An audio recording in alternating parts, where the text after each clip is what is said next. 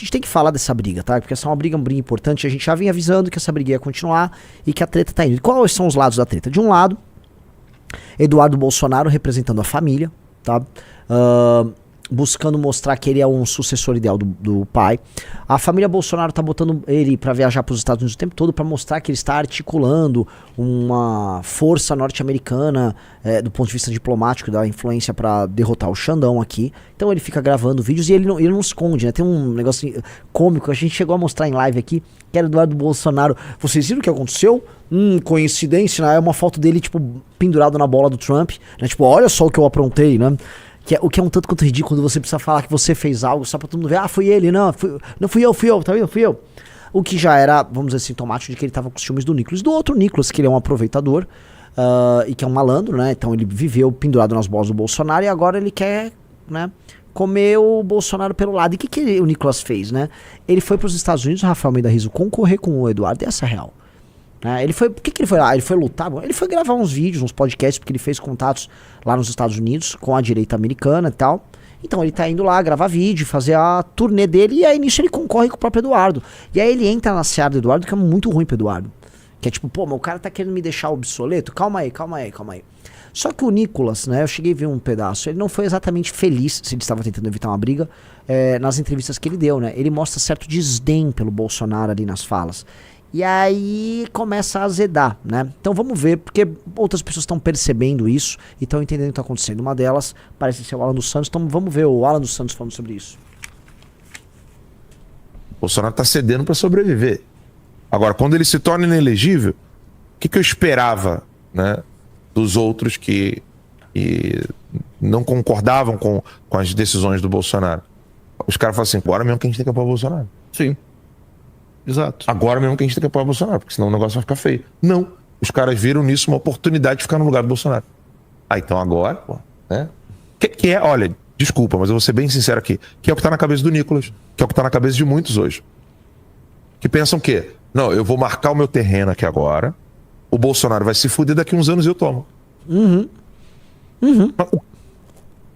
É exatamente isso que ele tá fazendo. Na verdade, quem dera eu aqui complementar o nosso outlaw, o nosso fora da lei, que assim, ele tá mais estiloso, né, nesse exílio, né? Sim, tá mais estiloso lá no Santos. Tá, mano, com umas roupas mais legais, belo boné, meteu um óculos, tá com uma barba mais regulada, nem parece um mendigo como eu, tá? A Alan dos Santos tá na estica, tá no jeito ali e mandou uma real, isso é verdade. E ele tem que entender que, assim, quero complementar, assim, Alan, se me permite aí, né, complementar, não é só o Nicolas, né, o Nicolas faz parte de uma geração de bolsonaristas que são carreiristas, o Nicolas é um carreirista. Você vai pegar toda a turma do Nicolas, pega o PL Jovem, você quiser olhar o que é a formação PL Jovem, que são pessoas jovens, malandras, vários ex-MBLs, mas um monte de ex-MBL, que se era um MBL no período que o MBL odiava o Bolsonaro, odeiam o Bolsonaro e só estão com o Bolsonaro pra fazer exatamente isso, que é um carreirismo. Só que vocês, bolsonaristas, vocês são oportunistas também, então vocês querem esses caras por perto, né? Vocês fizeram a confederação dos oportunistas e caíram do poder, e aí aquela coisa farinha pouco meu pirão primeiro, e que todo mundo começa a fazer seu planejamento, né? Mostrando que não é um grupo político com um projeto de Brasil, né? Vocês não têm um projeto, vocês têm um processo aí que vocês estão, né, um puxando a perna do outro e tal, e o Bolsonaro por enquanto é a liderança principal, mas o maior incentivador disso que o Nicolas faz chama-se Valdemar da Costa Neto. É o Valdemar, assim, não se iluda, tá? Há dinheiro nessa brincadeira, e há dinheiro e há interesse, e isso aí é o Valdemar. Vamos lá. O que vai sobrar do Brasil com o Bolsonaro preso? Diz pra mim. O que vai sobrar do quê? Eu tô viajando, pode... Como é que é? Volta um pouquinho. Do Brasil. O que vai sobrar do Brasil não vai mudar nada. Tipo, nossa. Os caras dão um valor ao Bolsonaro que é. O que vai sobrar do Brasil com o Bolsonaro preso? Diz pra mim. Eu tô viajando, pode me criticar. Não, exatamente. A sua situação é um outro exemplo disso, né? Assim, é uma mentalidade tão mesquinha de terceiro mundo. Tá na cara que o Nicolas já se ligou que ele vai ser uma grande liderança no futuro. Óbvio, acho isso maravilhoso. Só que ao invés dele entender que se ele não fizer nada agora, isso afeta o futuro dele, não. O Nicolas faz a sua agenda própria para poder ficar ali colado no Bolsonaro para não ficar mal. E aí depois, no futuro, ele vai voltar, ele vai apontar pro passado e falar assim, ó, eu não tava lá naquele rolo. né? Eu fui independente. Sim, é exatamente isso. Na verdade, se vocês olharem direitinho, quando o Nicolas ganhou para deputado federal, ele parou de falar dos assuntos que poderiam dar, sei lá, cassação. Só tirou o pé, guardou. Ó, é isso. Mas não só ele. Não só ele. O bolsonarismo é isso. Né? Não podemos esquecer, não só ele. Vamos lá. Com medo de ser ridicularizado.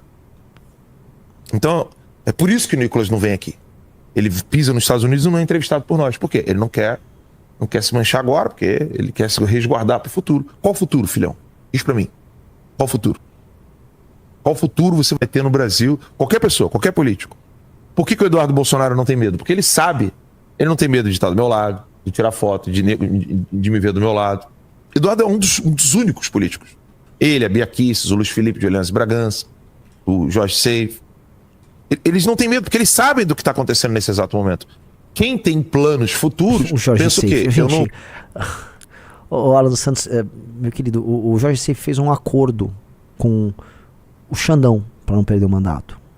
Ele fez um acordo com o Xandão para não perder o mandato. Desde então ele é uma sombra andando lá. Para. O critério dele é aparecer com o Alan dos Santos.